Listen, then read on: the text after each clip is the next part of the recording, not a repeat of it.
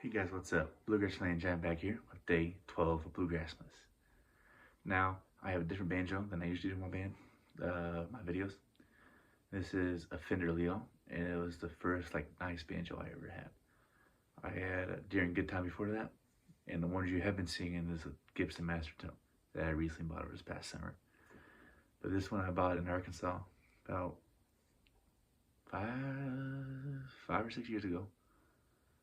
Yeah, my Gibson, it was like, I showed up at band practice today, and the headstock got a snap in it.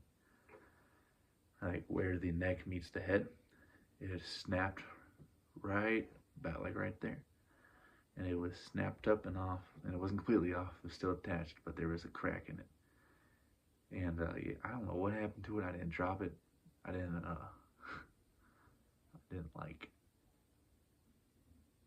I didn't step on it or anything. It was just weird. Anyways, yeah, today's video is will come all you faithful Clawhammer style. Hope you'll enjoy.